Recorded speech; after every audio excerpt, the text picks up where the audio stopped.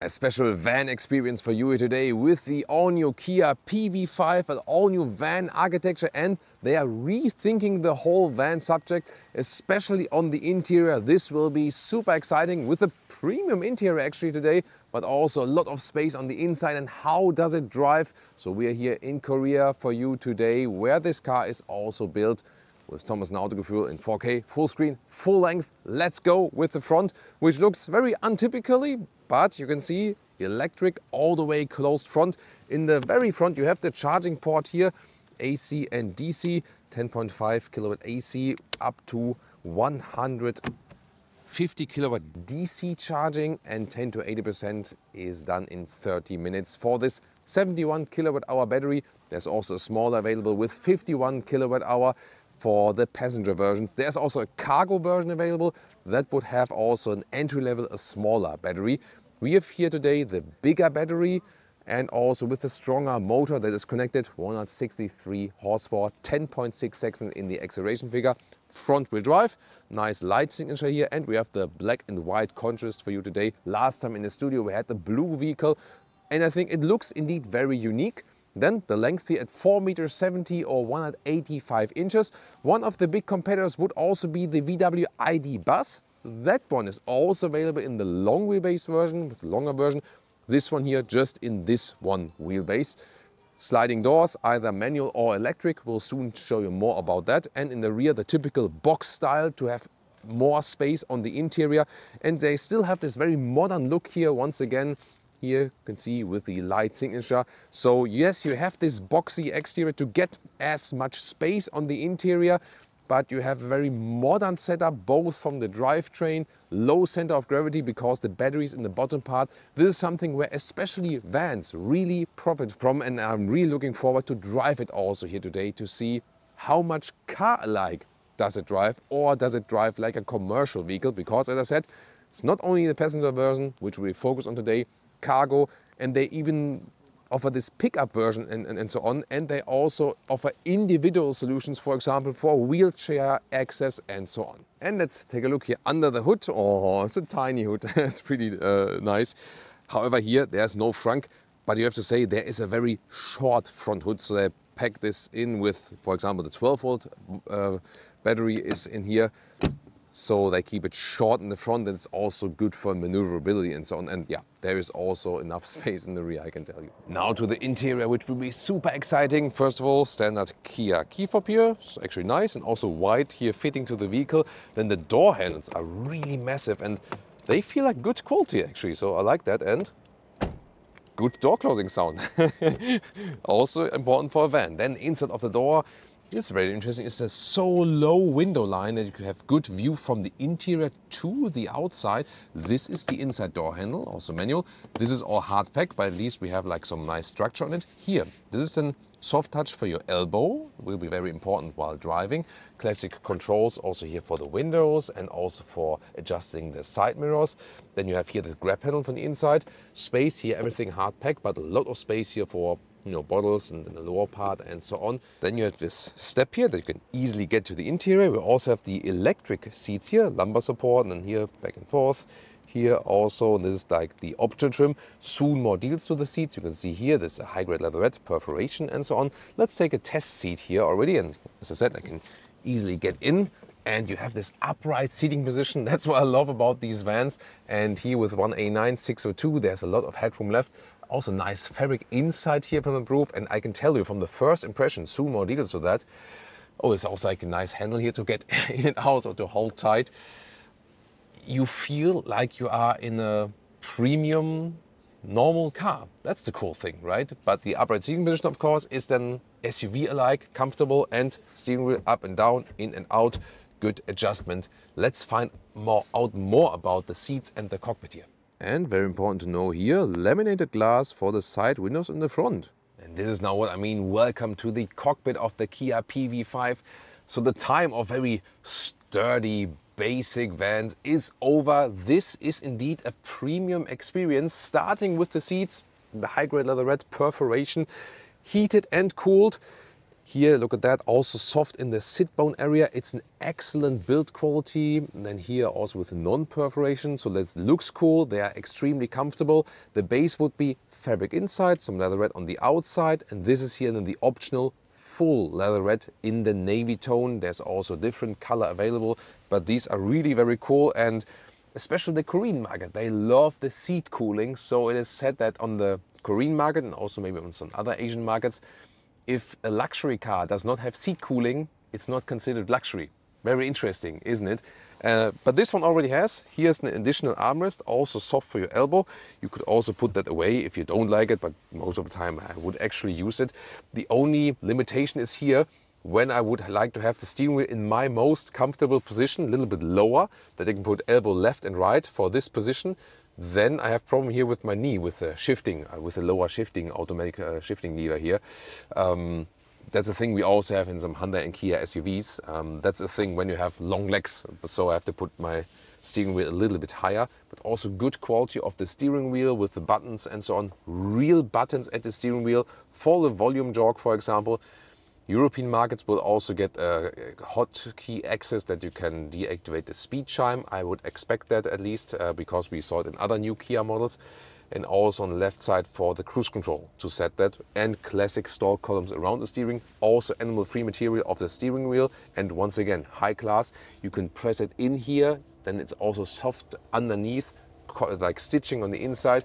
So really an excellent build quality we see here in the van segment. New 13-inch infotainment system for Kia with Android backend, and this is special for this commercial platform here.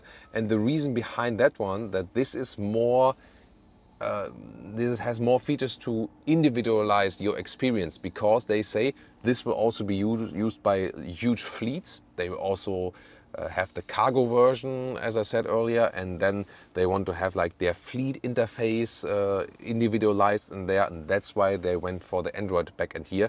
It does not mean that all other Kias will get this here, so it might be only limited to this one. There's the car internal GPS here, for example. Then you have like the energy settings, then AC on, off, and lower part. This is like the home menu once again. When you press here, you get the climate settings, where you can also here activate seat cooling, seat heating. I don't have separate buttons for that in the front, which I usually appreciate with Hyundai and Kia, for example, in this case. But I mean, it's relatively easy to access. And in the lower part, you also have the climate control. It's rather small. So one thing I do not have here, that we don't have like climate buttons. Most other Kia models have that. In this case, they're not. When we have everything cleaned up here, you do have some hotkeys here still. For example, here to the electric doors, which are an option. Standard, the sliding doors, option electric sliding doors. Here left and right, for example. USB-C charging, 100 watt. This is powerful, right? Then you have inductive charging, but here it's not ventilated though. And then in the lower part here, a lot of storage. Here, for example, some camera equipment. There's like storage you can pull out. There we go. And then here the dashboard is not soft, but it's actually nicely structured, so that's fine. And then we have this glove box, which falls down undampened, but is actually spacious. We could put a lot of the clutter in there, And we also have a cubby hole here in the front. So there's another space to open that one. And then you have here some more storage. It's really good to have more storage than here. And in the middle console, we have adaptive cup holders, only 2 dots, but still adaptive for the sizes. Storage here, storage there. And then here you have the additional real charging socket, which you can also then use from the rear. So very interesting, actually. It is a cockpit here in the front where you can feel really at home. It's cozy, it has a premium atmosphere, has great build quality. The seats are my favorite, and really switching from this, you know, rather rugged commercial background to, hey, we can also offer a premium passenger experience. There will be more base entry versions, especially for the cargo version and so on. Huge sun visor here with a mirror, and you can also pull it to the side and block a lot of the sun.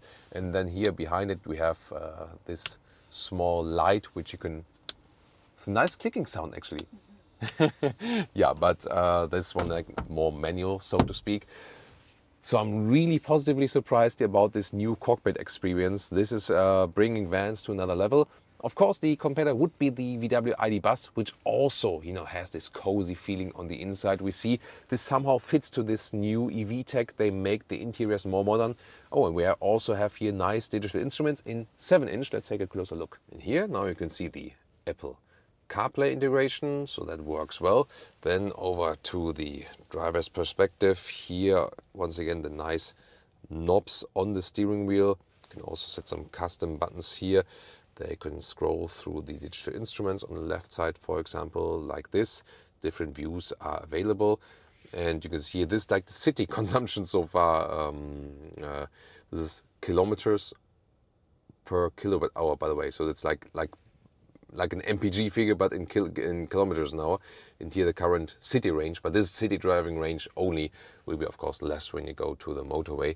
And here, by the way, once again, how you open this front cubbyhole with another USB-C charger here at the side as well. And these 7-inch instruments are actually very clear to read, like that. And here you can also, for example, activate or deactivate the active lane keeping assist. And in the lower part, you have the drive mode selector. Here, now I changed the unit, 23.7 kilowatt hours and more kilometers. That would mean city driving range of 300 kilometers or 190 miles. And what we also have available is the pet mode. Oh, set activation screen. You can set these monsters here, for example. Monster from the back. Oh, monster in the box. Oh, let's check it out. And the climate is kept. And here, pet mode is ready to be activated. Will be activated automatically if the doors are locked from the outside. Ah, okay. Oh, that's my monster pet. And very interesting, of course, here. How easy is it to park this vehicle? And we also have the according camera systems. And by the way, it's a good trick to basically like oversteer first in the parking lot, then reverse. Let's see here, easy steering maneuver, and then also with the rear view camera. I can also switch these views. For example, there's also here this animated view. This looks really fancy, doesn't it? So you can also switch that. Here, by the way, also in here closely with the rear view camera again. You can also switch to the front camera. There we go. And you see, this is a narrow parking spot, so it's not the typical van parking spot, let's take it that way. But let's see if we can manage to go in there anyways. And I think so far that looks quite good. I mean, this is really narrow, I wouldn't have picked this one like for a van or so. And here we can again use this animation, and yeah, wouldn't have guessed that. Leah, can you check? Yeah. You can watch here, like down the right. You can see it. Can you see it? It's okay? Yeah, here is fine. Yeah, here, then, even though it's beeping, I think we're in it. There we go. Yay! Now to the rear seats, sliding doors on both sides and optional. They are also electric, like they are then here. And it continues with the premium features indeed. So for example, we have seat heating for the rear seats, for the outside ones each. And here when you fold them, then the lower part also goes lower like this, that they are, that this fold flat works better. So that's cool. And you get the same high-grade navy leatherette here, which is also super comfortable. Isofix outside each, and you have this 1/3, 2/3 split for the folding mechanism here, and you can even put them more backwards, so you almost have like a possible sleeping position here. That way it would be more neutral, or this way this way is more upright, so you can adjust that. And really cool to have the seat heating then in the rear seats. That's that's very uncommon. A lot of space then here for your knees in the rear. Also here some pockets for storage at the back part of the seat. You can hold on tight here. You can use these buttons to electrically open the doors from the inside. Then you have these manual sliding windows here to get some fresh air in the rear. Why not? There we go. And headroom 189/62, a lot of headroom. So it's a great comfortable seating position here. You have a lot of space. It's also comfortable here in the middle seat. The only thing that this one is not heated, but I think, yeah, we can live with that, but easily house 5 tall Ls as well. Then you also have USB-C charging here at the back part of the seats. And this is here the 2-3-0 setup. 5-seater, later also the 7-seater with 2-2 going through 3, 2, 2, 3. So I have here 7 seats overall. That's great math, right? And this will be cool also for the kids that they can actually go through the middle then. And there will also be a 2, 0, 3 setup where you have then here space for a wheelchair and then a 3 bench in the rear. So this is actually a pretty cool idea that they also have these custom solutions for individual needs. Now to the trunk or the boot, which is at 1,330 liters, even when the second row is up. Of course here really large underneath, so I can also stand under it with the 189 602. Especially pleasant in the unpleasant weather here today, also with the structure here from the lower part. So that's pretty cool. Look at this cutting out. So this is like super, super large, pretty cool. And you also have some storage possibilities here underneath, left and right. So this also comes handy for some clutter and stuff. Yeah, the trolley here looks lost in this trunk or boot area. Then here there's another storage possibility. You can fold this one here up. Also cool thing, I already folded here 2/3, it's 2/3, 1/3 split. You can see it like there. And then the measurements. So this is here in width, is more, even I promise measuring that because it's so large. So here, this is like 1.30 m or 52 inches. Then the standard length raises here a little bit. This is like also like 1.30 m or 51 inches. And the height here, pretty cool. You can do so much with that one. Here, this is 1.13 m or 44 inches. And when I load things through here, you can see this, the complete ruler fits in here. So I have to add here even some more. So we are then here at like, this is like 2.25 m or 90 inches. Wow. So this is pretty cool. Love that. And different configurations are available. As I said, you could also have the third seating row here, would be possible. And there are, of course, then also the cargo versions if you prefer that. Let's start driving the Kia PV5. Here, this new van architecture by Kia. And we have it here also in the Korean setup. And that means that steering and suspension is a little bit softer than they usually do for the European version. And indeed, I feel that everything is set on comfort. Here, for example, the steering is super light indeed. You can also switch driving modes, Eco, Normal and Snow. Let's start in the normal mode. By the way, here in front of us, some Korean car culture. The Hyundai Sonata, one of the most sold cars here, and all the taxis are also here. The Hyundai Sonata, for example, at least most of them. And yeah, we need to go right. And one thing here is already, and this will be also a car for city traffic, definitely. And this is already a typical situation. And one of the key features is that here, the windows are super low and also to the right side. So I can very well see what's going on there. And this will be also crucial, like for parking and so on, that you have a good overview of what's next to you. Because, yeah, these traffic situations, they can be indeed sketchy at times. And although there's so much going on around us, you feel really calm because at least at the lower speeds, the noise level is really good. So it's reasonably silent. And then you also stay calm. 16-inch wheels we have here. I mean, hardly had any new car which has these small wheels. And I think it's also a bad trend that all the wheels are getting bigger and bigger and bigger and bigger. And because we only have 16-inch wheels, this also then increases the comfort from suspension. Then once again, here the Han River, main river that goes through Seoul. And yeah, beautiful views here also to the front, although the weather is not that nice, not that pleasant here today. Driving 60 kilometers an hour so far, not much rolling noise. And as I said, not much wind noise from the outside. Later we also try to drive a little bit quicker. And I've also been going around like a parking lot already and so on. And I really gotta say that, yes, you do have this upright seating position, but that could essentially be also an SUV.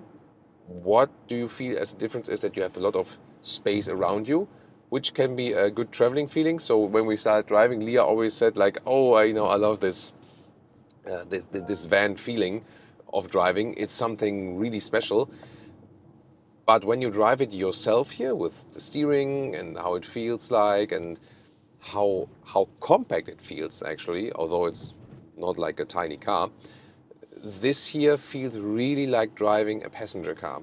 So that is also a trend we've been seeing in the past years, what manufacturers really try to do, that, you know, back in the days, these vans, or maybe also like small trucks and so on, they felt really just truck-alike. But now with the good assisted steering and the good noise comfort and so on, and also because it's an electric vehicle, it really gives you the feeling of you're driving a passenger car, which is just a little bit, you know, more spacious around you. Yeah. That's the cool thing, cool, you know. yeah. Very comfortable seats here with the high-grade leatherettes, Feels very nice, yeah. and that you sit upright. So and seat cooling and heating. And seat cooling and heating, indeed, for the front, seat heating for the rear. So I could very well imagine going on a longer trip here, you know, longer journey with this vehicle. Yes, we talked about that earlier. The limitations are the range, of course, and the VMAX, the top speed, which is at 135 kilometers an hour, 85 miles per hour. So that's nothing for German Autobahn races. Let's take it that way. So here we can do like a first acceleration. Let's do like 50 to 80. Let's go. Woo! Plop, that's it. I mean, it's an electric vehicle, so there you usually have the instant acceleration, and that also accounts for this van here. And also at 80 kilometers an hour, there are no disturbing wind noises. Also, we have these large side mirrors, but you hardly hear anything from that from the outside. And once again, I can so well see everything that's going on next to me because of this low window line. The placement for the elbow then is a little bit low. You know, that's the catch that is to it. So when I want to hold to the steering wheel, I rather have like the hold on the lower part. And as I said, in the interior part, I cannot put the steering wheel lower because then I would hit the shifting lever here with my knee. Suspension, once again, is set on a rather softer note. Let's see if I go some left and right. Oh yeah. Yeah. It's shaking. Yeah. So this is indeed not the European setup, which we expect to be a little bit stiffer. But it's totally fine because here it's interesting. The Hyundai Casper is it's called Casper here and available in you know, non-electric and also pure electric, and it's sold as Hyundai Insta, only electric in Europe then. So some market specifics here, and you saw a lot of sedans. However, also the Korean market is really picking up with the SUVs. Very high registrations lately for the Kia Sorento, for example, Kia Sportage, Hyundai Santa Fe, Hyundai Tucson, and so on. Of course, Hyundai and Kia are dominating here. And also here the Hyundai Grandeur, which is the larger sedan, also sometimes used as Uber or taxi vehicle. And best greetings to our Korean fans. Yeah. Best greetings to our Seoul here. Everyone from Seoul. Write us in the comments. Best greetings to all our fans from Korea. Already met some of you here, so always nice to talk to you, definitely. So lane change here with 80 kilometers an hour. I'm also doing it intentionally a little bit quicker than I would usually do, but car staying relatively calm. So that's once again confirming my first impression that it really handles like a passenger car. And, you know, when you look at it from the outside, it looks like this box, you know, which is typical for this van. And I mean, it is essentially a box also when you sit on the inside. That's why you have so much space.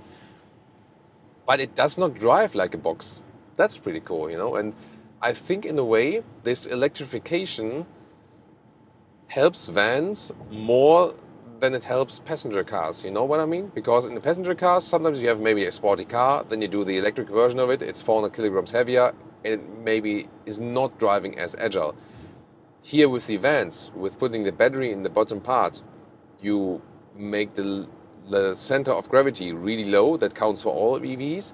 But the vans are heavy anyway, you know, and there are these boxes. But then when you have these vans and put the center of gravity lower, it really helps them even more with driving more agile and more likable. And also because we had like these maybe a lot of commercial diesels in the commercial vehicle platforms, and now you put the silent electric drivetrain, it feels so much more sophisticated, you know. So, and that also accounted for the competitor, for the Volkswagen ID Bus, that you make this van driving so much more likable and sophisticated when it's electrified, you know. So that's a really crucial thing. I really like the sedan design here, right? Like the grandeur here. They look also so sophisticated from the exterior, right? Would like to test drive that one at some point, of course. Yeah, and I have to say, here on these motorways, of course, we cannot drive as fast as we can go in Germany. It really feels nice here at this 80 kilometers an hour. Let's do one more lane change here to the right. Yeah, it's really a very relaxed driving experience. There is, again, this limitation that you can't drive too fast with it, but then, of course, you'll also drain the battery pretty quick. But this is here rather the city focus, that you drive with the family inside the city, or maybe, like, let's say, in the close proximity of the city.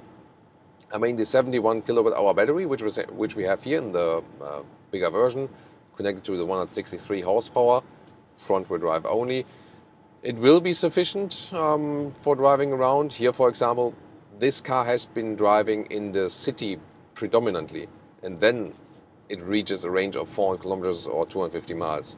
This will not be the case when you go like really 100 to 130 kilometers an hour on the motorway. Then it will like cut the range in half or something like that, you know. So you just have to be aware of that.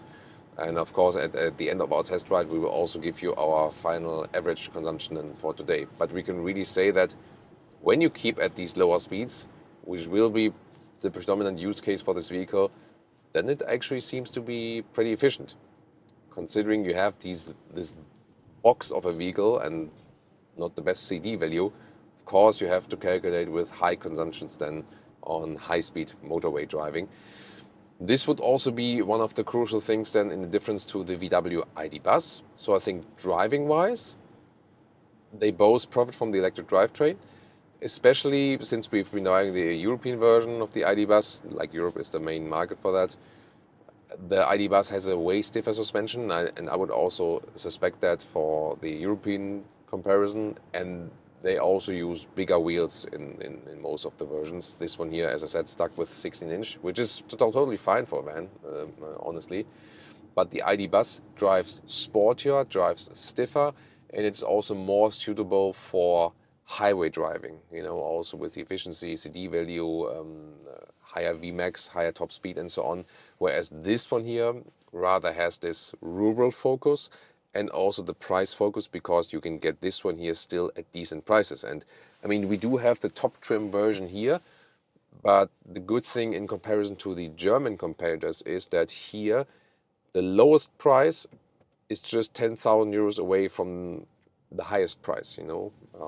As I told you earlier, starting below 40,000 euros and then going up to like just under 50,000 euros when you go stronger motor, the bigger battery, and like really full spec. And this is still, I think, a very good offering, considering what other car in this build quality can you get at that price. That's really the cool thing. So yes, you have this let's say range limitation when you go a long way motorway, but at the same time, when you think about usability of this vehicle and like the premium factor you get, then you definitely gain in value when you get this one. Do you think we have to go left or straight? I think straight. Straight? Straight? Yeah. It's always good to have like my additional navigation voice assistant called Leah. And when I want to know where I need to go, and I was like, "Hey, Leah." Yeah. So my main takeaway so far is that it is actually a very pleasant, premium driving experience, and you would maybe not suggest that when you see this car just from the outside, saying like, you know, like this huge box, and also has a cargo commercial version and so on, and it drives way more sophisticated than you think. That's the pleasant surprise for today. Pricing is really interesting. Starts 38,000 euros for the passenger version with the smaller battery and the weaker motor. And then if you add a couple of thousand euros for the bigger battery and you really put it high spec and so on, you still stay below 50,000 euros. Whereas for a Volkswagen ID. Buzz, you would pay like 20,000–25,000 euros more. However, this one then with a limited Vmax at 135 kilometers an hour, 85 miles an hour. Not such a large battery, and of course not that efficient when you go like long-term motorway and so on. Here we could score some 23 kilowatt hours and 1 kilometers today, so we can have a real world range of about 300 kilometers, 180 miles, something like that. But that always at low speeds. As soon as you go higher speeds, it will more drop into the 200 kilometers, 125 miles region, something like that. Unpleasant weather today, but I hope we could give you a pleasant experience. Tell me in the comments what you think about the PV5 here from Kia. And now it's time to compare the VW ID. Bus. Or you can also check the studio episode if you want to hear or see more versions of this one here.